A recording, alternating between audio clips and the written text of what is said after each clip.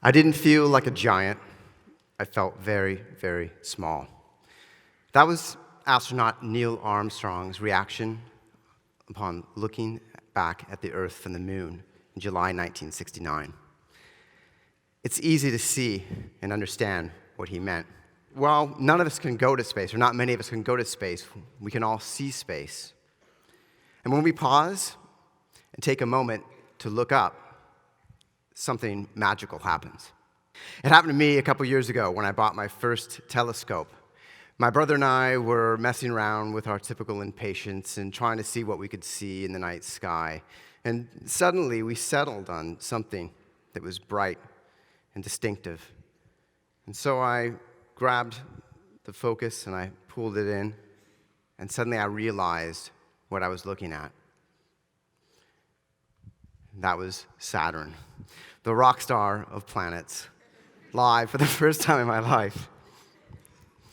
The first time outside of a photograph, there was this cosmic celebrity sitting there.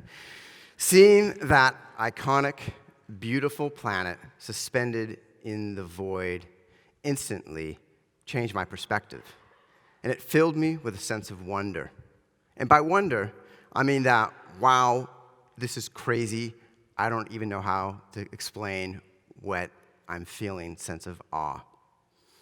The kind that encompasses your whole being. It was electric, yet at the same time, it was very humbling. This is a little bit closer to what I actually saw on that evening. Not the one you see from Cassini. But actually, I find this even more beautiful and mysterious like this. And not far away from there, at least through the telescope, in real life it's actually quite far, I saw this little guy, or giant thing, Jupiter, and 4 of its 83 moons. It's crazy. The moons, they just look like little gems floating around this beautiful planet. I can't fully explain what happened to me in that moment, but the experience has sent me on a 2-year journey of discovery. I've met rocket scientists and a couple rockets, artists, engineers, and along the way started a company. I bought a telescope to look at the night sky, but actually what I discovered was wonder. And now I want to share wonder with the world in hopes that others may come to understand its potential and its power. The change in perspective, the vastness of space and our place in it, it registers in the deepest part of our being, and it has for a very long time. We know from ancient cultures that the mystery of the night sky inspired calendars, science, math, and art, as humans drawn to understand what they were looking at. Cathedrals have even been built to take advantage of this response, according to author Jesse Prince. The grand, voluminous spaces and soaring arches can inspire even the non-religious. I believe space is the ultimate universal form of wonder. It's powerful and unites us all. I spent a little time making a compilation of the recent eclipse that hopefully some of you guys experienced this past summer. And these responses, I think, summarize it much more eloquently than I can right here. Yeah! Look at it! Oh my God!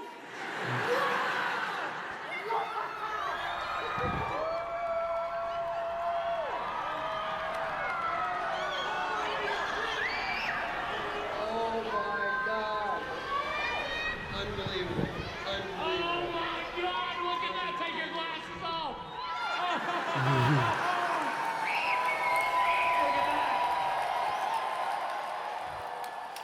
It's pretty amazing. I mean, I hope some of you got a chance to experience the shadow of totality.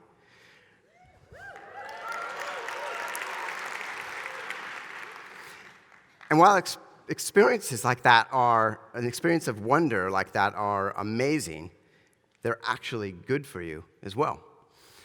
According to Dr. Keltner from UC Berkeley, a professor of psychology there, People who have experiences of wonder and awe think more critically, act more ethically, exhibit generosity, and have a better connection to the world and ourselves. And that seems like a pretty good thing to have.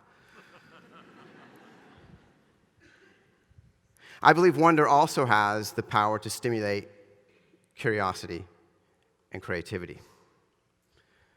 And 2,000 years ago, Cicero wrote this, and I find it fairly compelling. So our company is creating experiences to incite wonder and demonstrate that space is a pretty great place to find it. The moon is a constant source of marvel for probably almost everyone. So why don't we create another one intentionally, just for the joy? The Wonder Moon is a satellite of art. And it actually made in the name of wonder, beauty, and possibility. And it will not look like a disco ball in space, but I don't actually hate that idea. It's not that bad. What the Wonder Moon will be, though, is like all of our projects, it will be a combination of art plus science times space, free for everyone to view. It will be a collaboration between artists and engineers. It will take advantage of light, microgravity, radiation, changing temperatures, and even send images of itself floating above space back to Earth. Like a celestial selfie, I guess. And there's other ideas out there as well. Intentional gatherings of like-minded souls under the night sky to share the effects of the stars. We look up to look within. Or bringing telescopes to refugee camps, gifts of curiosity, connection, and hope to places where they need it the most. I believe the world needs a bit more wonder, perhaps now more than ever. And while logic may not inspire change, I think space definitely can. But don't wait for my projects. All you need to do is actually go outside and look up. Take a moment to free yourself from the patterns of everyday life. Pause and capture what you can from the stars, and let your mind take you into the vastness of space. And maybe you'll discover what I did, one of the great secrets of our species, that feeling small and being small are not the same thing. Thanks.